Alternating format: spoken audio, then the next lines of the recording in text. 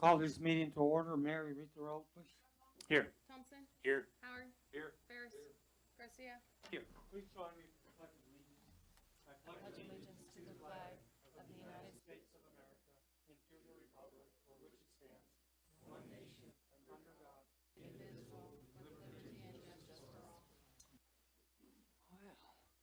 I'd like to welcome all those who are here as well as those who are joining us by YouTube and media. We want to open up our meeting tonight by approving the approval of the agenda. So I will entertain a motion to approve the agenda as itemized. So moved. We Have a motion by Commissioner Brombaugh. Do I have a second? Have a second by Commissioner Ferris. Any questions, concerns? under executive session on the agenda, it says that it is under the authority of KSA 75-4319B2. It's my understanding that our attorney will not be here this evening. However, I would like to amend that for under B1 instead for the discussion of non-elected personnel. Because you want to amend your motion there and approve that, Jaded? Yes. Okay. You want a second the same motion? Okay. Any other questions or concerns? Mary, read the roll. Thompson, Yes. Howard, Yes. Ferris, Yes. Brumbaugh, Yes. Garcia. Yes. Just for the record, on executive sessions in the future, they don't necessarily have to be itemized. We can call an executive session at any time, regardless of whether it's on the agenda or not. Okay. Being said, I would entertain a motion to approve the consent agenda items A through E. Item A, February 16th Commission meeting minutes. Item B, appropriation ordinances 2021-05, 2021-05A, 2021-05. Item C, appointment of Kara Days to the Goodland Housing Authority Board. Item D, reappointment of Tracy Hilmer to the Goodland Housing Authority Board. Item E, reappointment of Harold Goodland for the Goodland Housing Authority Board. Entertain a motion to accept the consent agenda as presented. I'll move. Have a motion by Commissioner Thompson. I'll second. Have a second by Commissioner Howard. Any questions or concerns? Mary, read the roll. Howard, Yes. Brumbaugh, Yes. Thompson, Yes. Ferris, Yes. Garcia. Yes. Thank you. Move on to item number 4, formal action. Item A, FAA reimbursable agreement. You or Andrew, who's going to address? We are, this is for the geotech, on our airport project. 176,000 and change, we get reimbursed 158 of that. So this is the reimbursable agreement we have to sign with the FAA to get reimbursed. Any questions for Andrew? So at what point in time does the reimbursement happen? When I talked to the engineer at the FAA, he said he put in the agreement no later than September, but he believes it will be within the next couple of months. But we have to submit the whole 176 in order to get on their schedule. Otherwise, we'll keep putting this project out. So, but he said it will be for sure this year, but September to the latest. Yeah, he wanted the agreement signed as soon as possible, so that way he could get the money back as soon as possible. Okay. And all this, I don't remember, was all this funding coming out of the airport fund? Do we have that much in there? You can see the improvement fund right now is a negative balance All right. because I'm waiting for him to approve the grant in order to get the reimbursements. And that's allowed, knowing we're gonna get reimbursements. It'll show that back as a positive balance. Huh? Okay. Any other questions or concerns for Alan? If not, I would entertain a motion on item A to accept the FAA reimbursable agreement. I'll move. I have a motion by Commissioner Thompson. Do I have a second? Second by Commissioner Ferris. Any questions or concerns? Mary, read the roll. Ferris, Yes. Howard, Yes. Thompson, Yes. Brumbaugh, Yes. Garcia. Yes. Okay, move on to item B, Sherman County Speedway funding request. Alan? Last week we brought this, or the last meeting we brought this to you and you asked us to bring it back. We prepared the communication form and recommended funding of 1,500. They requested 3,000 in the budget under general government expenditures. 2,200 is line item under other funding. You have 15,000 appropriated for the 2021 budget. We were still in February, trying to conserve that money, but I put that as a recommendation based upon what we have. That's 10%. That's what they got last year. So try to be conservative, but you can fund it at the requested level. All you got to do is make the motion and put the amount in there. What's the commission think? Well, I think we should give them the 3,000, just because it brings a lot of out-of-town people in, especially for this event, and that'll put money in the motels and the restaurants. Any other thoughts? No, I agree with that. I'm good with that. Eric? It's okay. All right, well, I think it's a good move for our community, so I will entertain a motion to accept the Sherman County Speedway funding request in the amount of 3,000. So moved. I have a motion by Commissioner Howard. I have a second. Second. Second by Commissioner Thompson. Any questions or concerns? Mary, read the roll. Yes. Howard, Yes. Thompson, Yes. Garcia. Yes. Okay, move on to item 5, discussion items, electrical emergency declaration. Alan? We got an email from the league, and they asked us to have an emergency electrical, declaring a financial emergency for the electrical costs that happened earlier. And I think this is designed to prepare us for future funding from other sources, federal funding. You always have to declare an emergency. And so if I brought it back, not filling out all the stuff, so that I could ask you, do you want to have one of these and move forward with one? And if so, I'll put in the proper language. Well, I can, from just things that I have been getting all through the state, it's certainly a wise move on our behalf to be proactive, in this matter, because it's not a question whether there's going to be a declaration of emergency. There already is one. Yes. Across the state, to the degree where the state has taken action and recommending the municipalities, do whatever formalities we need to do in order to be, ahead. And I guess we'll just fill it out then, and then you can sign it if you're all okay with that. That we'll put the proper information in the form. Sounds good to me. Any questions or concerns, guys? Yeah, no, I mean, as far as the declaration is concerned, I think it's important that we do whatever we need to do. Anything else that you want to say? Okay. Thank you. So, let's see. Yes, it would be a resolution. Yes, Do you have a number for it? it's under the discussion item, so yeah, you can fill it in, Mary, whatever it is, so we can move forward with it, whatever number that is. Okay, well, I'll make a motion to approve the resolution, the city of Goodland declaring a local state of financial emergency. Have a motion by Commissioner Thompson. Have a second by Commissioner Ferris. Any questions or concerns? Mary, read the roll. Thompson, Yes. Ferris, Yes. Howard, Yes. Brumbaugh, Yes. Garcia. Yes. Thank you. Okay, we move on to item number 6, reports. A city manager. Alan? I have a number of items. I just gave you a sheet at your dais there that has a detail of the city's assets.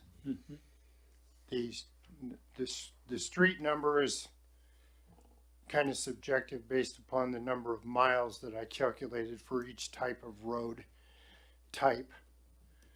225,000 a block for concrete versus 40,000 a block for overlay or simple overlay.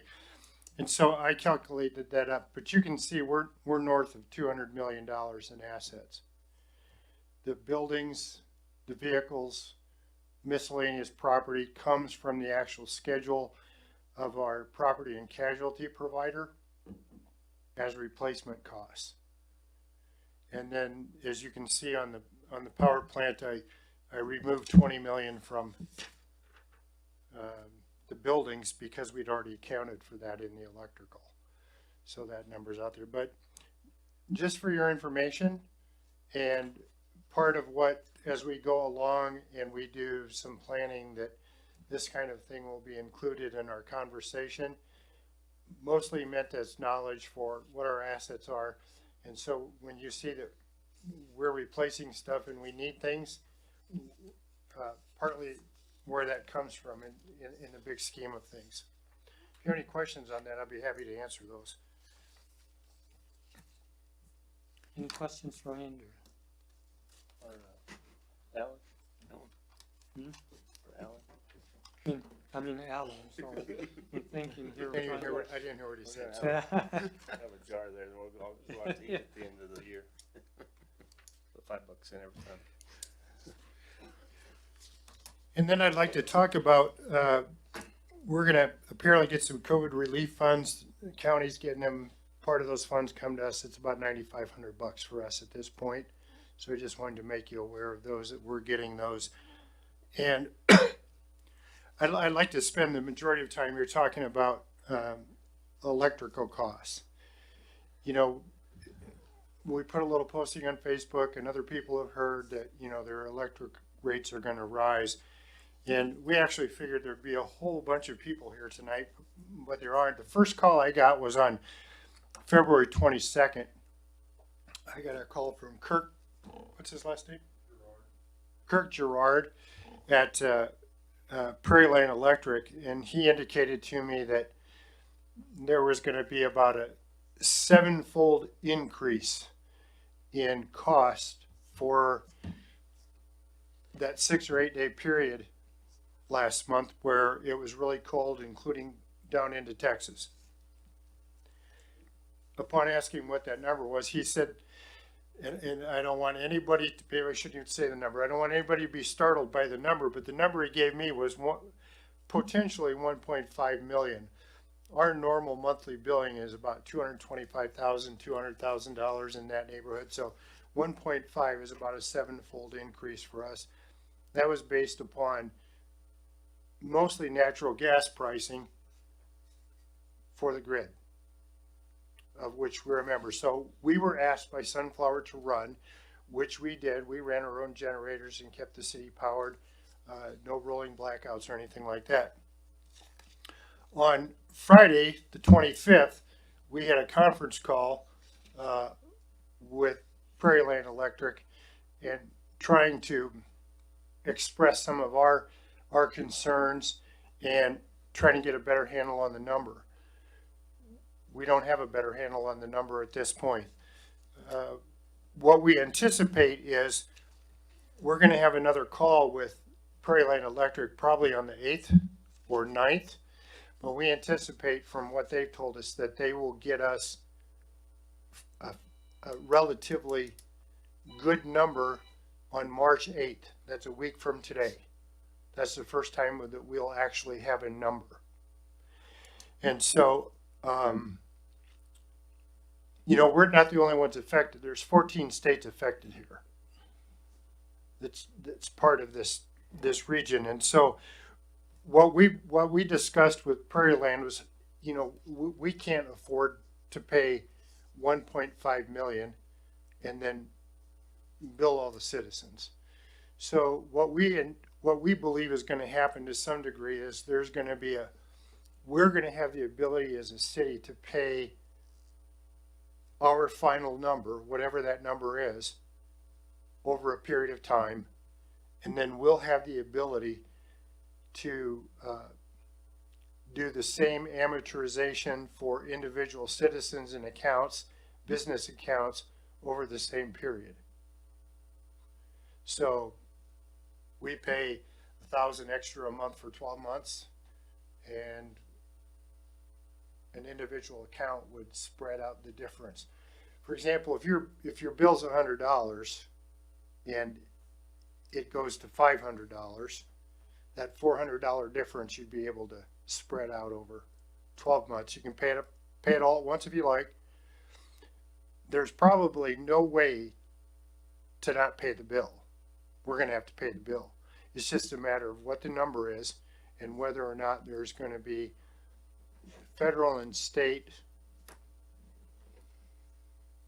involvement in this whole thing as it unfolded. It's quite a shock for everybody. Tomorrow, there is a conference call with the governor's office that Mary and Dustin and Shauna are going to be on, and hopefully we'll get some more information. And as we do, anything we hear, we'll put it out there as quickly as we can so that everybody can at least know what we're going to know. So, you know, this is not our fault. We were prepared. We have our own generating capacity, which we did when we were asked to do, and we feel pretty comfortable that our assets were used wisely in this situation. My understanding is we're just going to share in the cost of what it cost them to provide us electricity on the grid. Whether we were using it all or not, we're going to share in the cost of that. Now, in addition to that, and not to be the bearer of bad news or scary, but you know, we don't have gas costs yet. There's going to be increased gas costs from the energy companies as well for individual citizens and the city through this process, and we don't know what those are yet. We haven't gotten any word, so just to be prepared for that as well. But we'll do whatever we can, you know, within our capacity to make this as easy as we can on everybody. But we're going to be limited in that, but we'll do the best we can. And the charges that, as we talked this morning, the charges we're going to have forward are for the, you know, for the electric portion of it at our cost. We're not going to charge anybody additional money for any of those costs. So that's where we are today. We'll know more a week from today. So we don't actually have definitive costs then. The 1.5 was speculative. It could Kind end of up falling into that being more. 7 times. We're working on a number of credits for the time that we operated, the cost that we have into that, and anything else that they can do in terms of giving us what relief in their capacity. And that's going to influence the number, and when we get that, we'll share it. In the conference call, was there any definitive allocation of months that Prairie Land was recommending, or Sunflower? Or? I think it was a kind of a 12-month. I think that the desire is 12 months. I know they talked about different time frames with different entities, but I think 12 months is the time frame we're looking at for spreading out the payments. I think that one of the wise things to do, you know, we've done in the past is to pull Prairie Land and Sunflower representatives into the community on a given date in the future so that they can explain in their own layman language to why the exorbitant costs that we're facing statewide, not only us, as 14 states, but it is imperative that our constituents and taxpayers and business people have firsthand information, and that we have it documented, more importantly, from these people, that we're under contract with. We'll certainly ask them that question and when they would be available to talk with us. Can you address the contract itself and the fixed cost that we thought we were in? Well, maybe Dustin can address that better than I can. Well, just that, I thought we were on a fixed rate as far as what, you know, what Our the rate prior is- contract that got signed a long time ago or whatever. Yeah, our rate is dependent upon,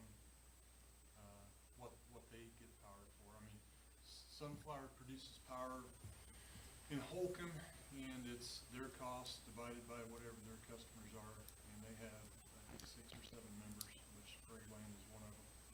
And, our cost fluctuates anywhere from, last month it was $41 a megawatt to somewhere up to $76 a megawatt. And we're looking at cost close to maybe $3,000 a megawatt.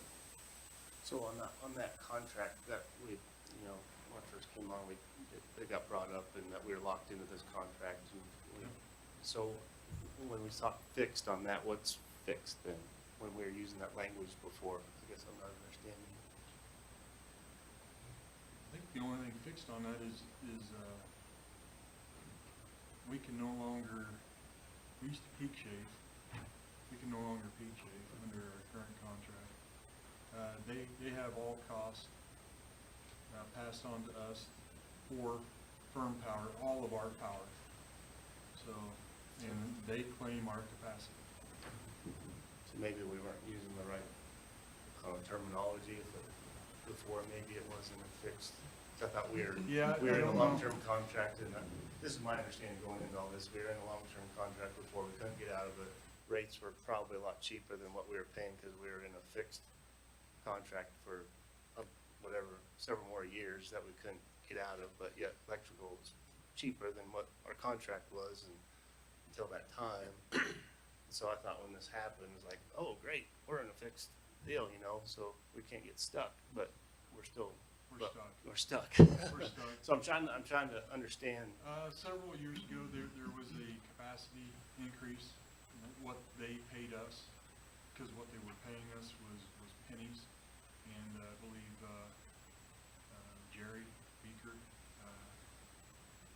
improved the cost, so we went from like getting paid $7,000 a month to like $28,000 a month for our capacity. So that offset some of the cost there, but it's kind of a pass-through. It's whatever their costs are plus their adders, and that's what our costs are. So I remember in that discussion, I asked, you know, I was trying to learn and whatever, how it all worked as far as, but we couldn't run our plant as cheap as we could buy it from Sunflower. We wouldn't do that, but on a deal like this, we could, if they're gonna charge that, right? But we don't necessarily own that, right? Now, I guess, the way the contract is, our own power that we produce? Yeah, our contract stated that, or when they called on Monday morning before 7 o'clock, they called and told us that we needed to generate or we were going to be dumped. And so the power plant generated for 79 hours over those 4 days. Power that we wouldn't have had. Right, but they determine, They take our costs. we make it and they Yeah, so they'll take our costs deal.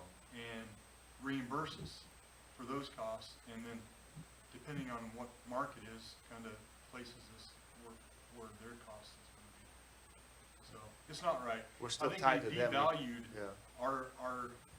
our generation on our side, and then turn around and they're gonna make a profit. We can't, you know, we talk to being energy independent, right? Well, on a local level, we are, but we really aren't because we're tied to them and they dictate. That long-term contract That's is, the deal. yeah, That's a bad deal. it wasn't, I was like here for a few months in the capacity of a distribution superintendent when that contract, Right. and I do not believe the production superintendent, Rod Blake, was in favor of that contract. Yeah. But, I mean, it was signed, and I know that Kirk even said in that meeting the other day that Sunflower was only looking for a 10-year deal. Yeah. And then our city manager talked him into a 15. So what, do we know what's the date on that deal still? I think we got January 6 years, 1st, 2027, I believe. 6 years left. Well, this needs to be remembered. I'm sure it will be at that point that, boy, it'd be nice on a deal like that. We aren't tied to anybody's, where you can generate our own power and be not be tied. There's cheaper revenue, or cheaper avenues out there. I think it was about a year ago, we had Sunflower in, and we had KMEA in, and KMEA shot us a better deal, but we're too far out on our contract, because I believe if we were within 3 years, they would help us get out of that contract, and maybe might have a little adder on the backside that would still be cheaper power than what we're paying Sunflower right now. But Sunflower, they said the other day in a meeting that they wanted to renegotiate or talk about an extension onto this, which is another 10 years or I'm whatever. sure they are. And to me, that's like getting punched in the gut. No kidding. So, Okay, thank you. isn't though since the grid and the transmission lines are owned by, does KME have a way to get to us without using their grid, it's the same lines. the same lines? Yeah, they'd push power across, and they'd probably pay a small tariff or whatever, but everybody's using the same power lines. Yeah, So okay. KMEA, I know that they have EMP2, which at one point they wanted us to be in it, which, Sharon Springs is a KMEA member city. Oberlin got out of their Sunflower contract here recently, and they will become a KMEA member.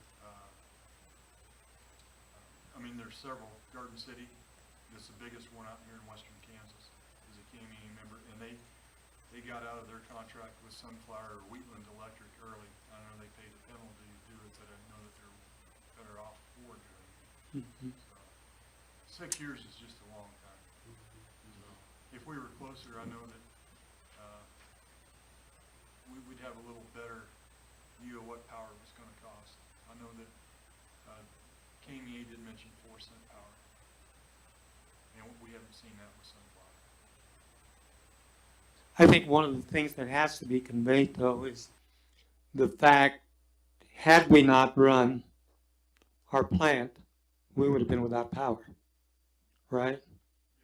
Because they were going to shut us. They were going to shut us off. So, Monday morning at 7 o'clock we started running, and they ran for 2 days solid. And then we got called, they shut us down at like 1:30, and then we got called at 5 o'clock to get back online, or they were gonna dump us, and then we ran again. So, overall, we had 79 hours of running time. We burnt over 35,000 gallons of diesel. We used a little natural gas on Monday, and then got called by Black Hills and told us to get off, so, we did. But, I'm very happy with the crew and how they ran. They ran 2 12-hour shifts, and, they did a really good job, so. yeah. Does our plant have the capability of running full-time? It's not cost effective with the equipment we have. If it would cost about $1 million a megawatt to get some new equipment in here. If you wanted to run 24 hours a day like they used to, right now our generation would cost us, our cheapest unit to run, most efficient unit to run, probably about $95 a megawatt, and we're buying it for 60. So right now it's a the power plant is a I want to put this right, is kind of it's a backup power plant and a load control plant when Sunflower, especially in the summertime when their load gets high, we run because we're the biggest plant out in this area for voltage control. So we get called on in the summertime and in the wintertime, or when they have units down for maintenance, we get called. But to run, just to get off out of a contract and run, it wouldn't make sense. Not unless we were going to go out and Invest buy heavily 15 or into it. $20 million worth of generation. Right now, it doesn't make sense. And when $90 is our cheapest unit, we get up to $130, $140 a megawatt on some. And normally the price of natural is cheaper than diesel, isn't it? Oh, yeah. And all of our units except for one that we don't run are dual fuel, so we'll start them on diesel and then they get bled over to natural gas. Yeah. But with the crisis with the natural gas, we couldn't run on natural Oh, gas. no. That's, So we burned through about half of our stock of diesel fuel in those 4 days.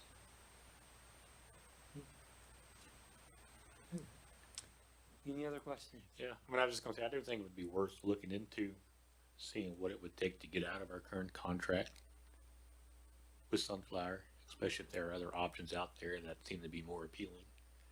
But I think that'd be worth our attorney looking at. You know, one of the things that I think, you know, I can't remember years ago, we sometimes, you know, there's specialized electrical attorneys that have extreme profound depth on how those contracts are. One of the reasons, you know, that I wanted a presentation from Prairie Land and Sunflower probably wouldn't hurt. Have you had any kind of experience with this, Al? Not particularly with electrical Attorneys. attorneys, but specialty attorneys, yes. Yeah, something that, you know, that might be able to read into the language and try to negotiate a better, you know, if we're gonna look at, you know, forfeiting the contract, might be something there that they could find and say, hey, we can do a better job. But food for thought, I think, you know, anything is worth looking at here. Yeah, sure, take a look at that. City council. Okay, any other questions? Yeah, I mean, I just think one thing that we haven't really addressed with this whole thing that hasn't been brought up is, you know, I don't care if you take the 7 times and you put it out over 12 months. We have an extensive number of people in our community that cannot afford that. And, you know, and what are we going to do as a commission to address it if it comes down to the fact that we have a $1.5 million bill that we have to pay that we can't get out of? Well, what are we going to do? Are we just, I don't feel like we can just pass all of that on to everybody down the line. I think we need to come up with some other options that probably are going to suck that we need to do to try to offset some of that cost. And we're looking at a variety of our finances to try to be able to give you some options just in that regard, you know, from whatever funding Mary's been talking to our auditor. So we're trying to figure out some of those things as well. Cause we had that same conversation this morning, the staff, we met together to talk about, you know, talking about tonight and, you know, what we would do in the future. And, you know, we had some of those very same thoughts. You know, there are probably just gonna be people who can't pay. And then what are we gonna do? Yeah, there's the older generation that are on a fixed budget, they can't afford $50 more a month in their electric bill. I almost guarantee that. They might be able to afford 10 or 15. Is there any way that we could go into like a bond thing? A bond to lower that down over a longer period of time for those, for all of us? He's looking into that. He's looking into all options available. The one thing we can't do is pay it from another fund, Right. so. That's cause I haven't asked him the question yet.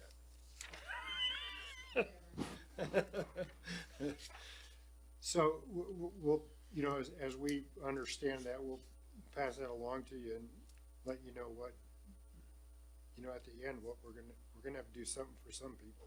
Yeah. And this is going to be April's bill. Is that correct? Yes. Yeah. So we have a little time, but not a lot of time to figure this Yeah. out, basically.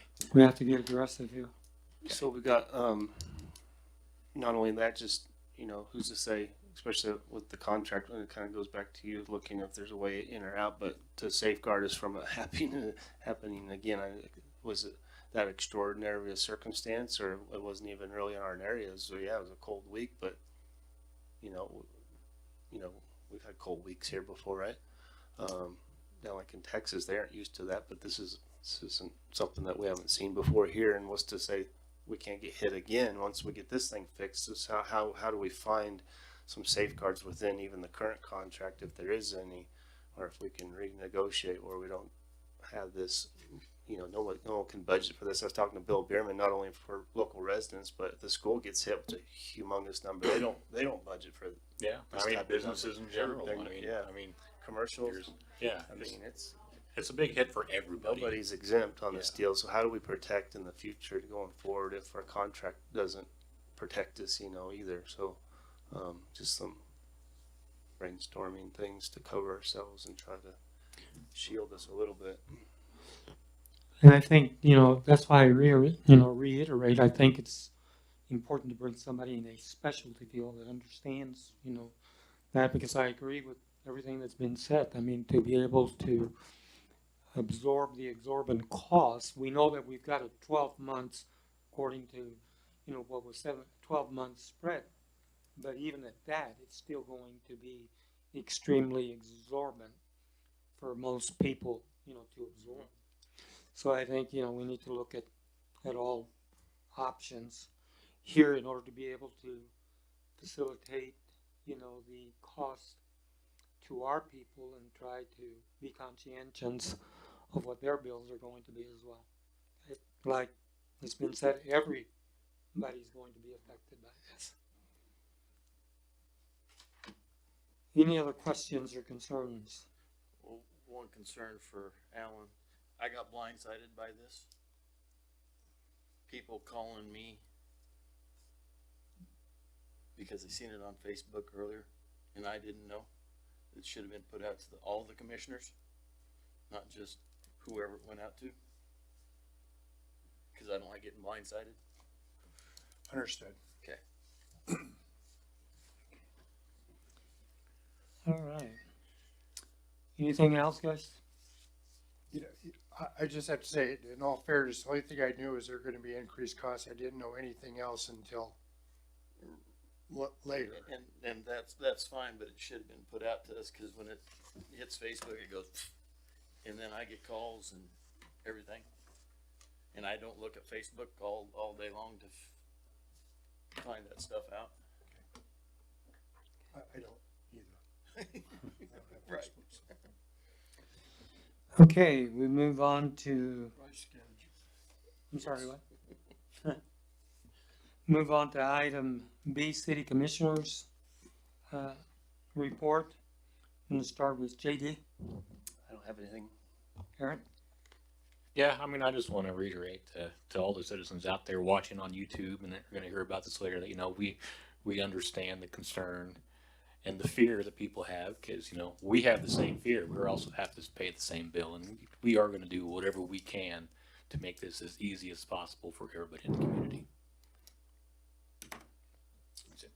I agree with Aaron and want to put my thanks out to the power plant operators and everybody, especially on those days. That's something that's called for every now and then, and I think you guys did a great job, as do all the other departments, the office employees and everything, taking the phone calls and all the other stuff that goes along with that. But I think you guys as city employees do a really good job. Gary? It seems to me like this is a federal government problem because they've been price gouged someplace on the line. Is that all? That's all. Well, under the mayor's report, it is an extremely difficult time for not only us here, but across, you know, the state of Kansas. I got an email from the state that the state has reached out to Washington and has also contacted the Federal Regulatory Commission that has to do with what's going on in this 14-state Arctic cold wave, and demanding that we find out some answers, as you alluded to, why all of a sudden we have all these exorbitant costs, as you have alluded to. We've had, you know, back in the 70s, severe winters, and we never, faced the dilemma that we're facing right now. So they wanted to reassure us that they are very actively involved in trying to find answers to the logistics of why, we're experiencing these things. The eastern part of the state, I ran into Dustin on Sunday there, but I was telling him the eastern part of the state, there's communities out there that were generally buying $1.5 million, $1.5 million in annual natural gas. In 6 days, they got hit with $10 million. So a lot of these, places, there's answers that we don't have to, and that's why the state, and not only us, all of the 14 states are getting involved. So there's a loud voice out there to bring to accountability as to why these exorbitant costs are taking place. And I want to reassure our constituents that we will do everything along with this commission to make sure that we accommodate whatever is within our parameter and our power to make you feel as least impacted as you possibly can. We understand, as has been alluded to here, that there's a lot of older people who are on fixed incomes. And even if you're not, you families have budgets, and to have this type of an impact, interfere with what your monthly budget is going to play havoc with everyone's finances. So again, thank you for your understanding. As JJ alluded to, I appreciate the fact that we have employees that are on standby that can jump into action and generate it like they did. Otherwise, this community would have been completely cut off of power right along with everybody else. And I know that every department out there does a good job in handling. And with that, concludes the mayor's report. I also want to allude to the fact that we have reports from Mary and the electrical division and the fire department and buildings. Are there any questions or concerns? It's been in your packet for you to read. If there's not any questions and some pop up, please give Alan a call, and he will go through the formalities of giving you whatever answers that needs to. If there's nothing else for the good of the meeting, I would like to make a motion to recess into executive session under the authority of KSI 7543-19B1 for a period of 15 minutes. And I would like the 5 commissioners and the city manager, and I'll have a motion on the floor. Do I have a second? Second. I have a second by Commissioner Thompson. All those in favor say aye. Aye. Aye. Thank you. And the time is 5:43, Mayor.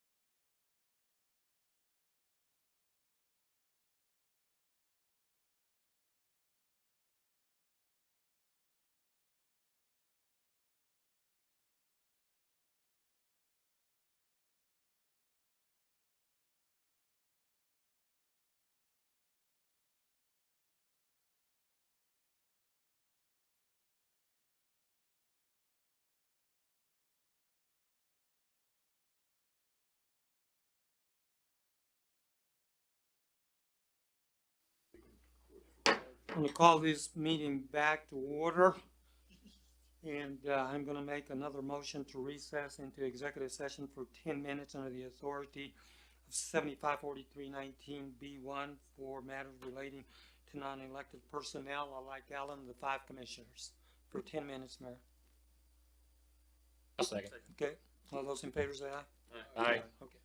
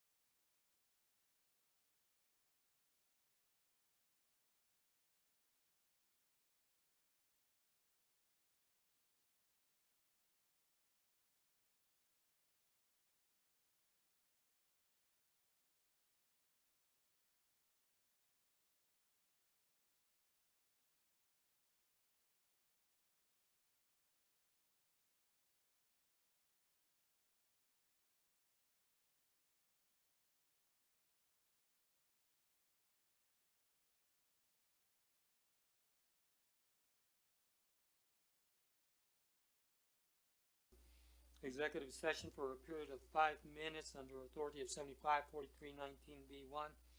I want the city manager and the commissioners. I have a motion on the floor. I have a second. Second. All those in favor say aye. Aye. So it'll be 6:13.